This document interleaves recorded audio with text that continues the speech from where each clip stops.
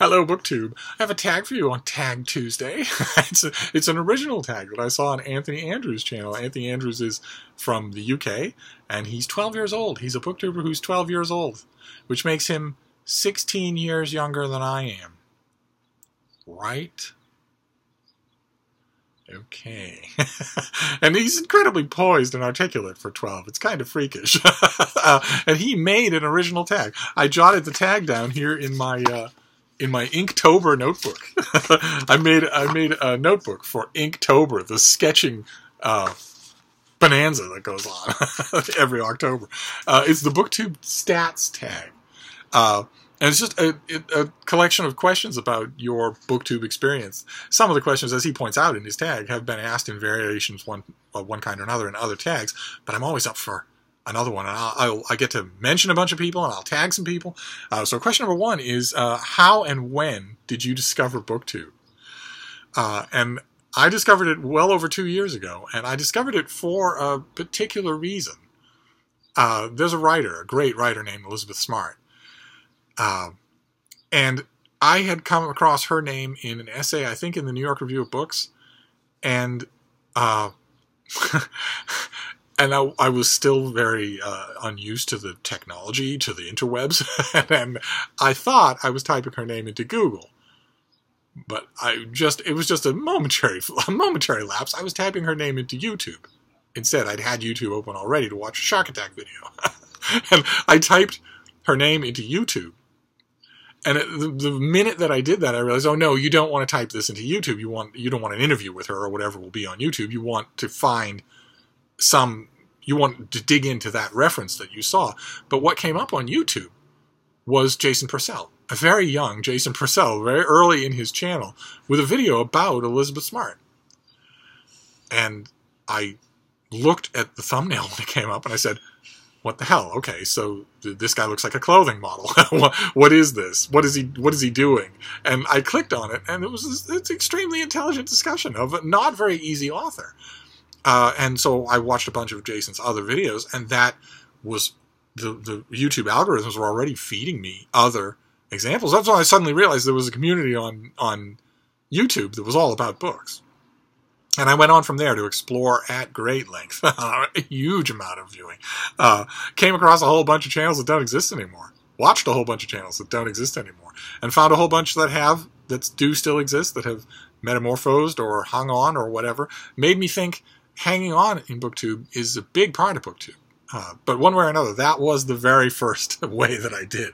And then it was a year after that that Chris Rose and Giselle Bradley told me, you could do this and you might like it. I think that they were also the first to tell me, not only might you like it, but BookTube might like you. And after that, there was no turning back. Question number two, how long have you done BookTube? I think it was March in 2016 that I started.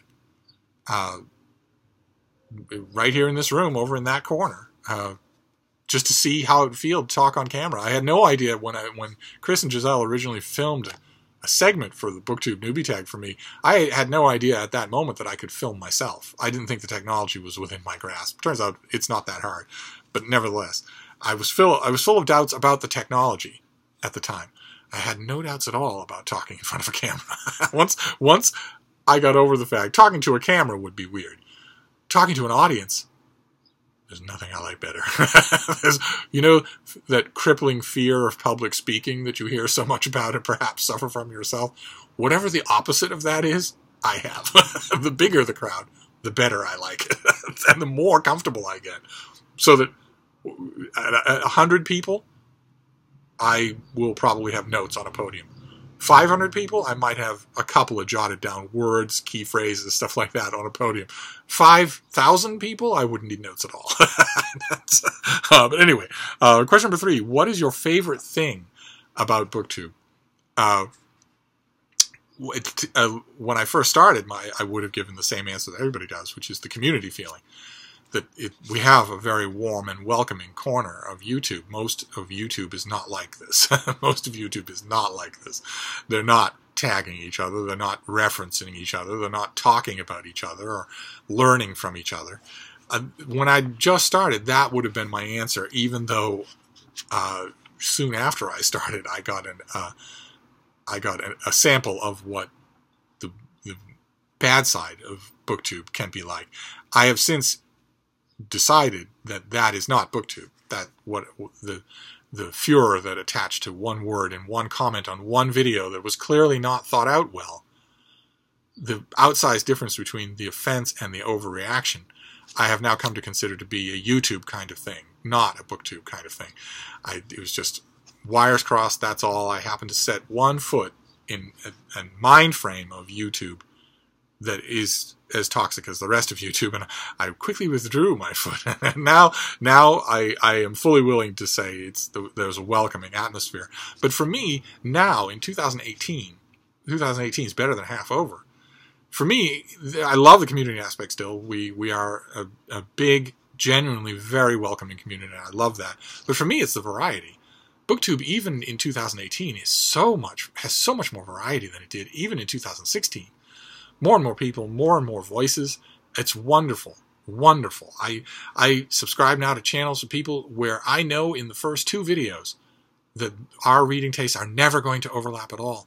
And I love it. I love watching them sit on the couch and talk to me about these books.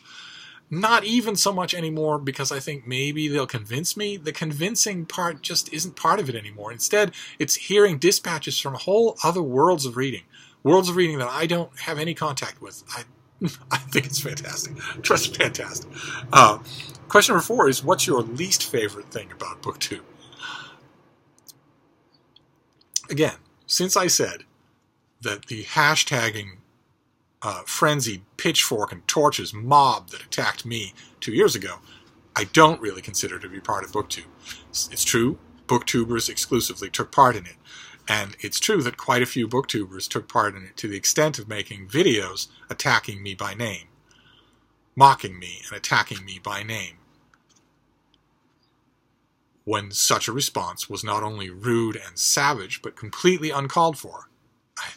It's true that BookTubers did that, and it's true that with only one exception in this entire time, no BookTuber has ever apologized to me for that.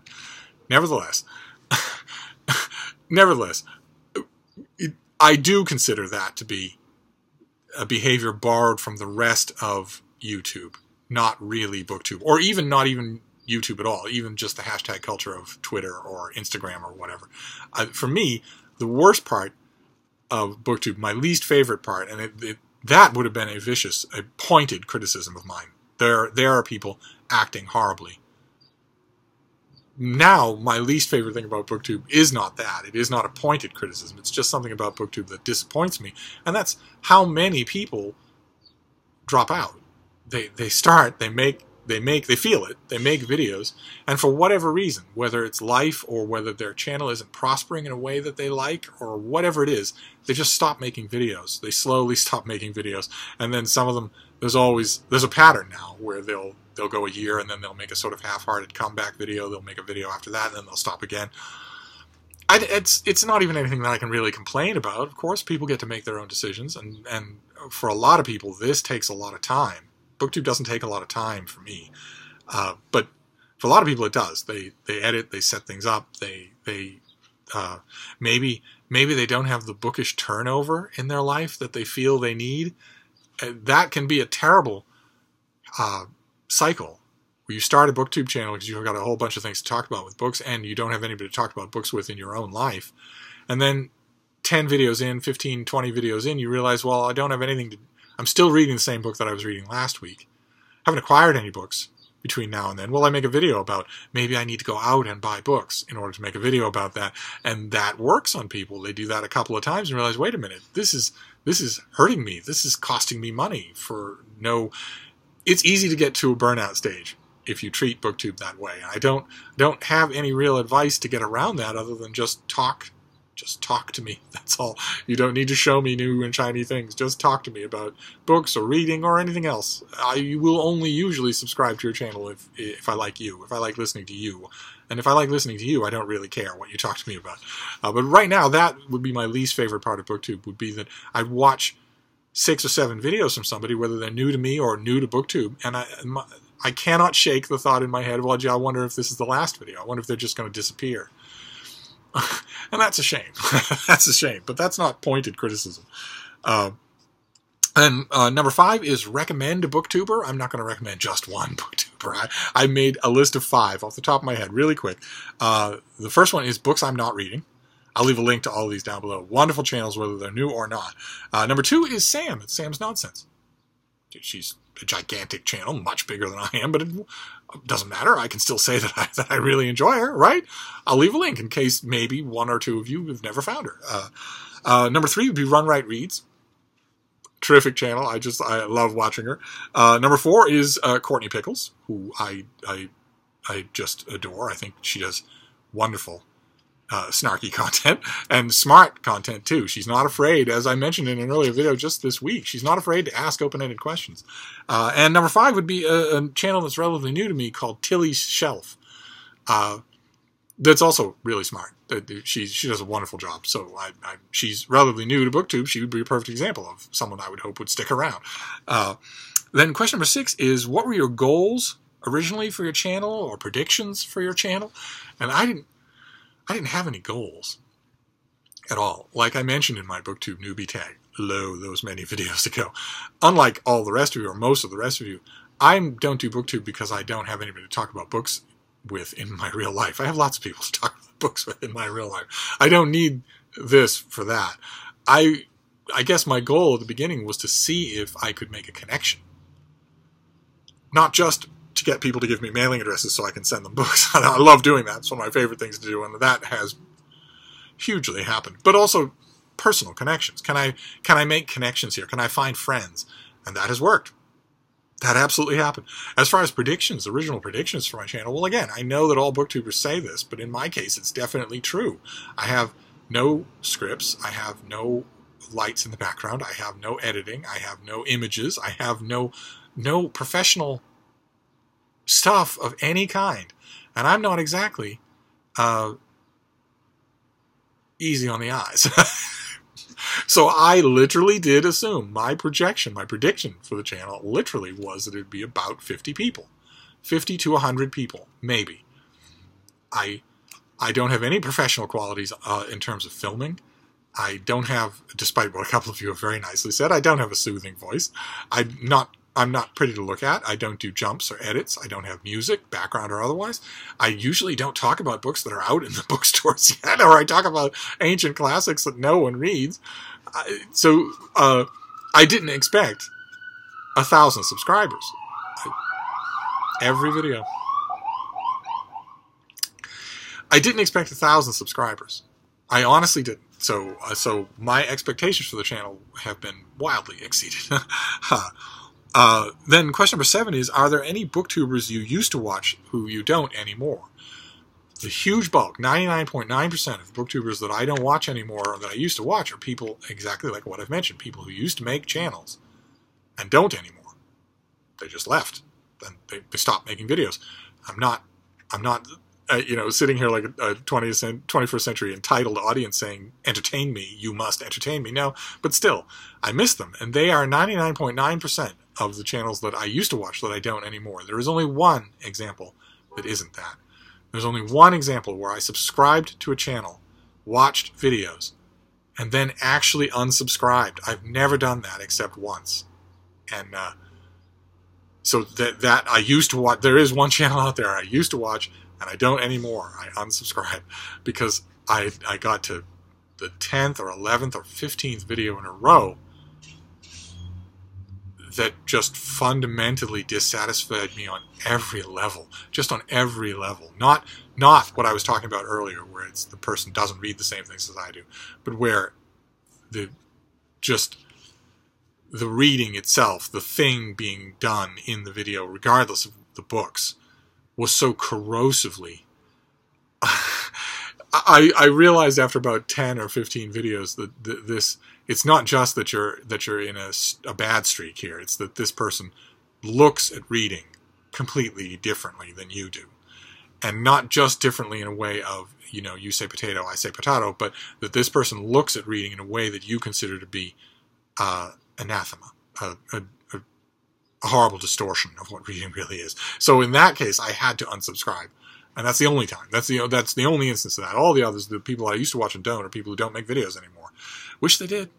But, and question number 8 is, do you have a favorite book that was recommended by a BookTuber? It's not a favorite book, but it is a book that I really enjoyed. And I admit, I saw it first on BookTube. I saw it on a billion British channels. And that was the Essex Serpent, which I saw held up by, 24 British BookTubers before it was available in America. And it intrigued me enough so that I ordered a copy. And then I, in due course, got a copy in America when it came out. I was dreading the whole time that they would change the beautiful eye-catching cover, and they didn't. It's not one of my favorite novels of all time, but I really liked it, and I learned about it through BookTube. So that, I think, is fascinating. And then question number 9 is to tag people. I wasn't tagged in this video. Anthony Andrews tagged a ton of people. I think the people I have listed here, I'm going to tag 3 people. I think he didn't tag them, but he read off the names so fast that I'm not 100% sure. He didn't tag me, but I wanted to do this video because it's a great, they're simple, basic questions, variations often asked, but still endlessly interesting. So I want to tag LauraPora, Elena Makridina, and Bibliofilth, and I'll leave their links down below along with the links to all the other people that I mentioned here. And that is it. That is the BookTube Stats Tag for Tag Tuesday. And I'm gonna end this now, but I will be back. Thank you, BookTube.